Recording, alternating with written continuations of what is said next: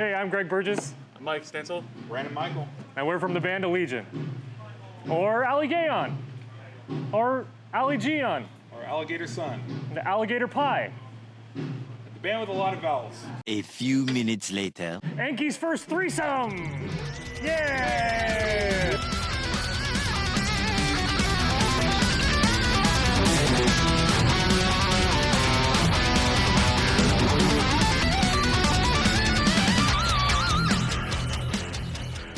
Hey, I'm Greg Burgess. I'm Mike Stancel. Brandon Michael. And we're from the band Allegaeon. So we've been with ENKI since about 2019.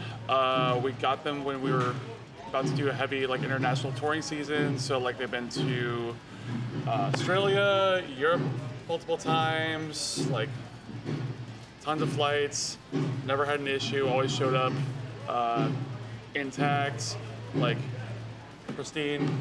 So Even when they haven't shown up, the ENKI's been fine when it did show up. Looking at you, Air Canada. The funny thing is, too, is I remember, I can't recall which tour we did. I want to say it was somewhere around 2018. We saw another band using ENKIs, and we were kind of jealous. We were like, wow, we've been doing double gig bags or doing the left-hand right thing. And then as a bass player, I struggle a lot because I can't take my gear on the plane most of the time. I have to check it. So when I saw this, it solved two problems right off the bat. Two basses in the same case. I don't have to worry about checking it. I know it's going to be fine. They can throw it off the roof somewhere, and I don't have to stress about it. I also really like the fact that it was basically a guitar boat. So once you take the front off, then you can have it on the side of the stage and you don't have to worry about kicking it. The whole fact that the front just totally comes off was sick too. Yeah, totally helps. We also do this thing with, we each have practice amps, little tiny, just micro amps that helps us warm up. It's been pretty great to have that kind of accessibility to just pop it in the case itself. So it's one less thing we need to worry about. And a lot of times we just leave it stowed behind the headstock of the basses or the guitars, plug straight in, get to do our warm-ups right before the show starts, and it's been a lot of fun.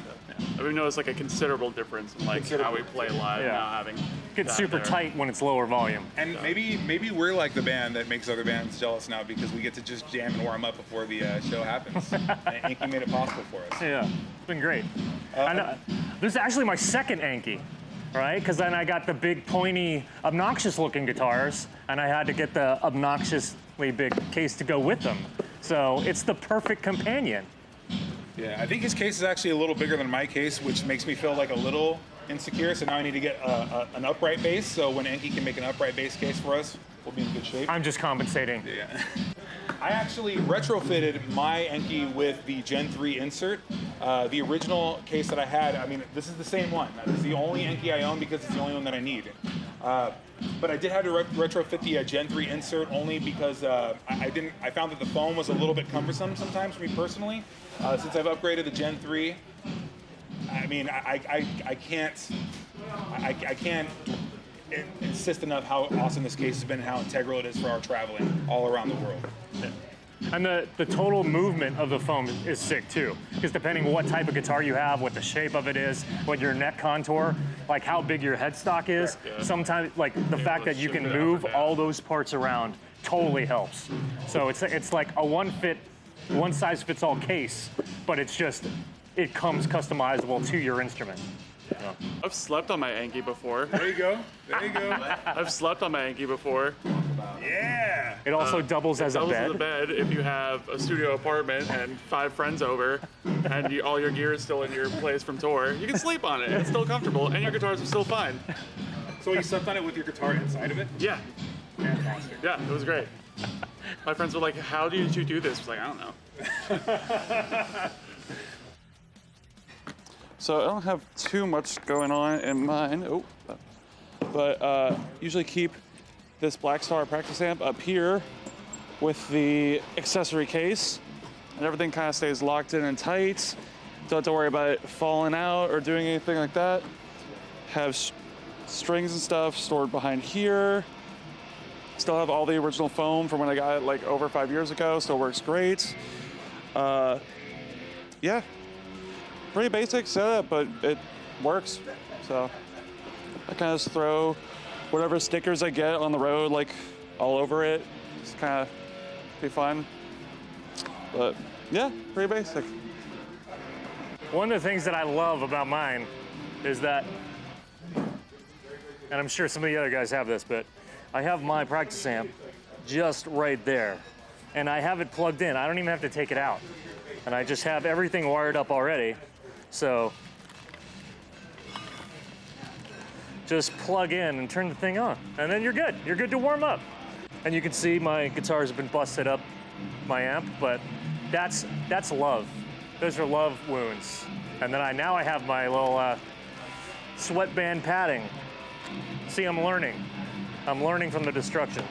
Because of my most ridiculously pointy, long guitar, I had to upgrade to the bigger case, which is great, because now my buddy Phil from First Fragment has my old one. It's great, it's almost like it's staying in the family.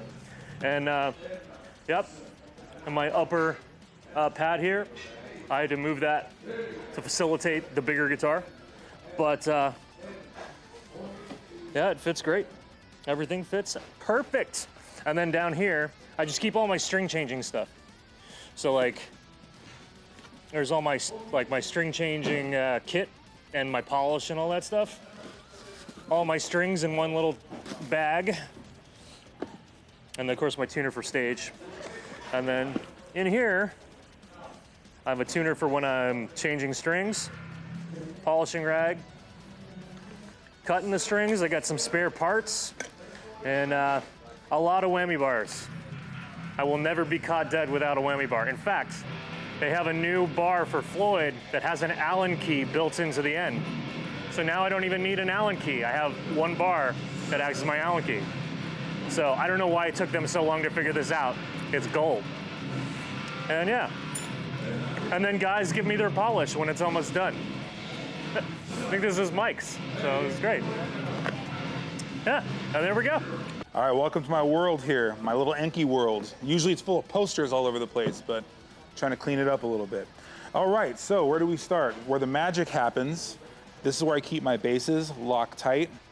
It's very nice because I don't ever have to worry about things slipping around. Got some precious wood here, so. Behind my headstock, you have a case with just some random supplies.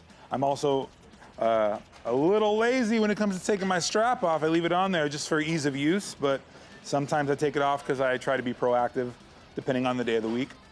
I have this Gen 3 padded insert, if you can see that right there. I love these so much. Another one-time purchase that I'll probably never have to make again because of its amazing quality.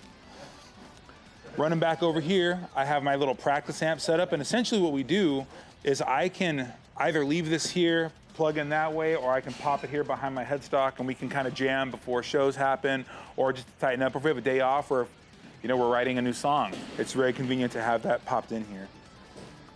And that's about it. It's utility at its finest. Never have to worry about a thing. I think the best pieces of gear are pieces of gear that you own that you don't have to worry about. You don't have to stress about. It's not something that kind of enters your mind in that capacity. I just know that my stuff is safe no matter where it goes. And it looks pretty damn cool if I don't say so myself. This is Greg. It's Mike.